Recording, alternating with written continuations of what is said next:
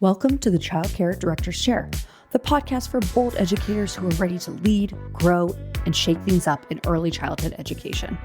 Whether you're a teacher eyeing that lead role, a lead stepping into leadership, or a center owner dreaming big, this is your space to grow with purpose and leave your mark. Hosted by heart-centered leadership coach Erica Sacoccio, each episode brings you real talk, actionable tools, and a contagious laugh or two, all designed to help you step into your next level with confidence. So pour your coffee, pop in those earbuds, and take your seat, because your leadership journey starts right now in the Child Care Director's Chair. Your next assistant director could be your secret weapon for building a strong team, growing your program, and freeing you up to focus on the big picture. But only if you find the right person, you train them well, and you set them up for success. Today, I'm going to walk you through exactly how to identify the right candidate, train them to thrive in your center, and prepare them to step up into a leadership role. So if you've ever struggled to find someone you can trust to lead alongside of you, this episode's for you. Welcome back to the Child Care Director's Chair, where we give child care directors and owners practical strategies to build thriving programs, strong teams, and long-term success. I'm Erica Sacoccio, and today we're talking about one of the most important decisions you can make as a director, and that is finding and grooming your next assistant director. This is someone you can share your vision, uphold your standards, and help carry out your mission, moving it forward. But before we dive in today, I do want to take a minute to thank our sponsors at Jackrabbit Care, the child care management software that simplifies scheduling, parent communication, billing, and staff management. Jackrabbit Care gives you more time to focus on your team and your program instead of juggling spreadsheets and emails. So check them out at jackrabbitcare.com and be sure to let them know that the Child Care Director's Chair sent you. Now, let's get into it. Finding the right candidate. The first step is finding that right person. This is someone who isn't just a warm body. They share your vision, your values, and your passion for early childhood education. So here are some tips to help directors find the right candidates. First and always, look inside your current team.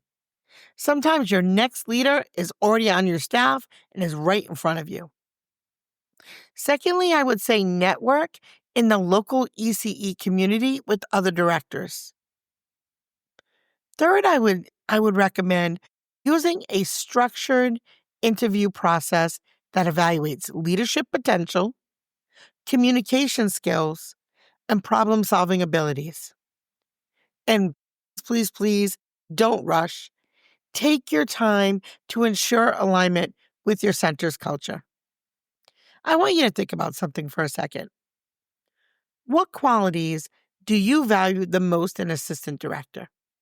And I would really write this down before you call anybody in for an interview. Write down what are these qualities that the person has to possess. Another thing I want you to think about, because I feel like many of us have done this. Have you ever promoted somebody who wasn't ready?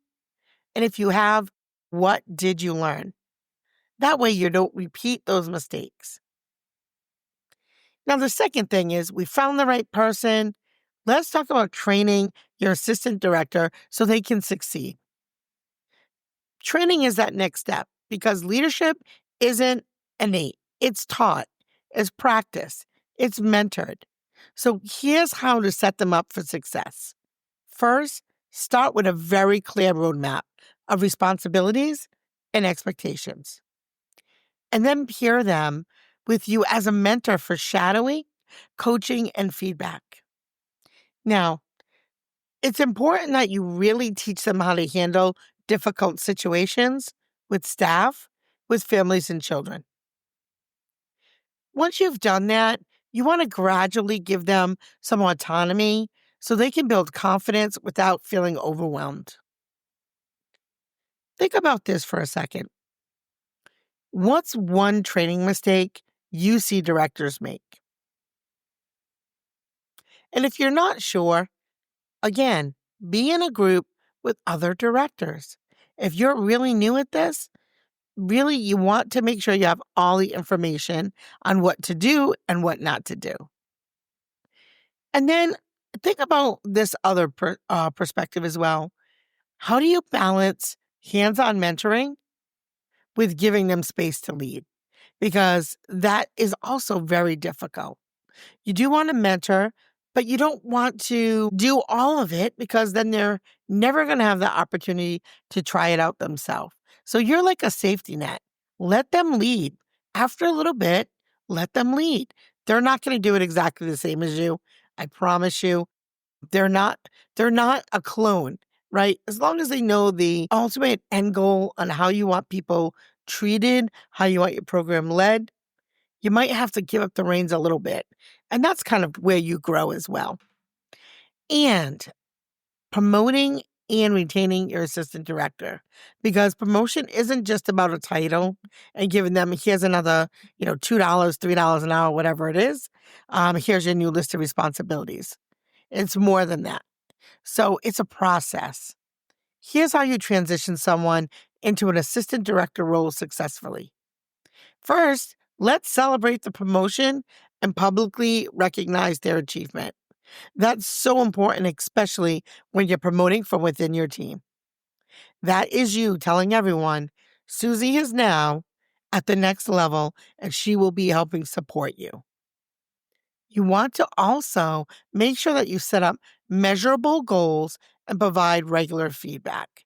That way, they're not just throwing darts in the dark and they know what the target is. Make sure that they feel supported by you and the team.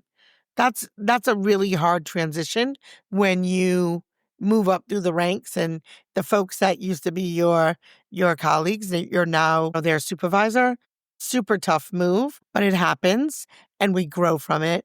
And eventually it becomes much smoother, but it's a little difficult at first.